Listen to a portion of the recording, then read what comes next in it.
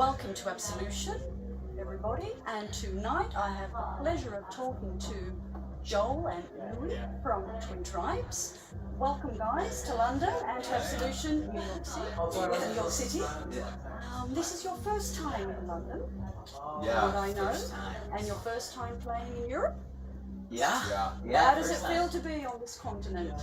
Excited. Amazing. Just seeing all the different things that we don't have in the U.S. is just really cool. Okay, what different things do we have? I mean, just the double-decker buses. I've never seen one. Okay. So that's cool. I mean, driving on not the wrong side. I mean, just on the other side of the road. The driver's on the other side of the car. It's just The UK weather. the weather. Yeah. Well, Amazing. you got a good day today. It was raining all day, right? Yeah. I loved it. Yeah. I'm not a big fan, but yeah, it was raining all day. Yeah. And this is your first show, your only UK date Yeah. in London, and this is like the debut night of a 24-date tour, Correct. which will be finishing in Belgium, if I remember correctly. Yes, for Sinners Day. Yeah. The Sinners Day Festival is our last show. Okay, now how do you feel about all this? How exciting is it for you? It's surreal just to be here in London and to have the entire tour ready and booked. You know, it's just a dream, you know? Yeah, It's I mean, not many bands from the U.S. get to do this, so we feel extremely privileged to be able to have that opportunity and to be able to share our music with the European fans. It's a really beautiful thing. Is this something that you've been wanting to do for a long time? The pandemic obviously, put plans back. Yeah, definitely. It was always in the plans to one day hopefully play Europe. We did get an invitation around 2019 to play WGT. Unfortunately, it wasn't possible for us at the moment. Yeah, but we're definitely really excited that we finally made it happen and that we're here ready to play the entire tour. As I understand, 2 shows though did get cancelled in the UK, like Manchester and Scotland. That got cancelled.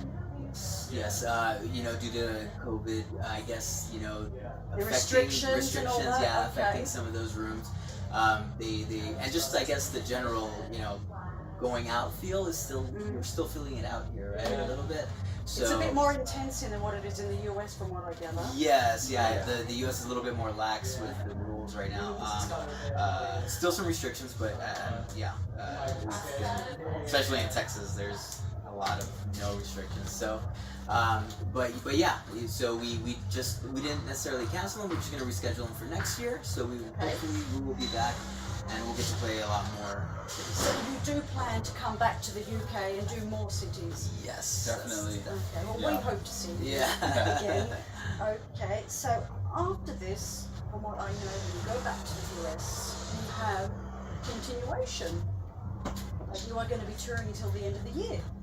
Yeah, that's correct. We go back home in November. We have a couple of weeks off. The first 2 weeks of November. Then we start hitting the road to tour the East Coast. We already did the West Coast before Europe, so we're definitely gonna hit the East Coast and try to finish up all of the cities in the U.S. that we haven't played this year. And then after that, we're just gonna take a small break. And we'll see, right? Small to long, right? Small to long break, yeah. Okay, well, from what I know, 4 shows were cancelled before you guys came here from your US tour, your West Coast tour, due to COVID. They're also going to be rescheduled. Yes, absolutely. That's the plan. Our agent's already kind of working on it over there. So yes, we felt super bad that we weren't able to play those shows for those fans. We don't want to let them down. We do want to go back and fulfill our obligations. Okay. Well, you have been an active band since you guys started out in 2017. Yeah. You've always been active, doing a lot of shows. During the pandemic, what did you miss the most about performing? I think that definitely being on Live, the road. I'm talking about live, okay. Yeah, definitely being on the road. I think that was one of the main concerns when the lockdown happened for us. What are we gonna do? What are our next moves? So, yeah, playing live and just being on the road is something that I think that we missed. That we enjoy, we enjoys seeing people feeling the energy. It's different. It's I much mean, different. as musicians, Yeah. okay, obviously we love creating, recording, all that, but what do you love most about being musicians? Ooh, that's a great question. It's tricky. It's tricky because I think that, you know, playing live is amazing and visiting people and like all these new cities and meeting new friends and stuff like that. But being in the studio is something that I love as well. Yeah. So it's definitely, you know, a give and take. I think that being in the studio is amazing and being in the road is something that we miss the most. I don't know if you have a personal favorite. I mean, just as a musician, I think creating something that will eventually be given off to the people that are listening to it. It's just a spiritual experience, and I think that just that whole process is something that kind of keeps me going as a musician, right? It's that freedom to be creative, to you know, make something that hopefully will mean something to somebody. That will touch somebody. Yeah. Like your Exactly. music does touch us. Yes. Okay. You did quite a few streams during the pandemic. You know, I followed the Yeah. streams during the pandemic, and I, you know, see some bands were more active, some were less active, but you were quite active with the streams. What are your views on these, you know, streams and the virtual world in general? I think it started right after February, March, when lockdown happened for us, and we really wanted to connect with the fans and try to, you know, keep that connection that we had in live shows with the fans. So we started with a couple of live streams, and then after that we started doing live shows like online, and you know, did a couple of Q&As here and there. Yeah, those are fun. Yeah. Yeah, and that's just it. It's keeping that connection. And touring the West Coast, we got a lot of people like saying like, "Thank you for doing that," simply because it helped me get through that rough period. And you know, for us, it's the same. Like, it got us through that rough period. Exactly. You know, Yeah. making those videos and doing the live chats and then going back and forth. Well, with it's the just fans. like also like for us DJs, actually, you know, during those streams, it kept us active and keeping some people entertained in their living rooms. That's really Exactly. cool. That's really cool. And we also tried to, you know, every live stream that we had to include, when we were not playing, to include tracks that were relevant in the time regarding DJs, remixes, new music. Try to, you know, a lot of playlists. Yeah, a lot of playlists. We'll get to that. So, in general, how do you think, like, this virtual world, that obviously is part of our lives now, how much do you think it will affect the live industry? Like, do you think it's going to be part of the normal, let's say, music world from now on? Like, that will still continue to go on? Or do you think that it's going to absolutely stop and everyone's just going to run out and go to live shows and that's it? Like, the virtual world is done.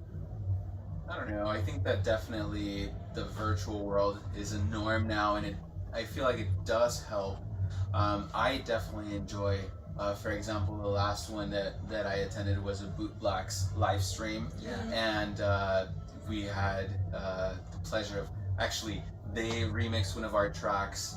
We're really, really happy with that, and you know, just to be able to kind of like kick back, talk, chat with bands, friends, new fans, is just something really, really cool. Yeah, and I think, you know, just as a species, I guess, technology is kind of moving forward with Twitch, with you know, live streaming on social media. So I think it's not gonna be gone. It'll still be there. Of course, people are gonna like get out there. They're gonna want to go see live shows, and we saw that, and we continue to see that. But I don't think it's gonna go away. I think, you know, even within that space that the DJs created, and like I think that community stays together. You know, going in to see those live streams, right? I know Sean at the Red Party, like he does these live streams, and it's like, we'll go The and brunch. The brunch, yes, the Red Party Gothic brunch, Yeah. Yeah. So yeah, it's an event. It's an event. It's an event. Yeah. Okay, well, you've done a lot of collaborations on the way, even though you are a relatively new band. You've done quite a few collaborations with your latest remix album, Alters. Okay, what feedback has that album had so far? Well, I think it's been great. Like, There's some merch. you know what Do you have any merch? It's okay. You want to ask that again? Yeah, it's okay. I'll ask it again. Your Yeah. latest album. This is an actual interview, so Yes, it's it is. okay. The latest album, Alters, the remix album, okay, which was a fantastic album. A lot of collaborations.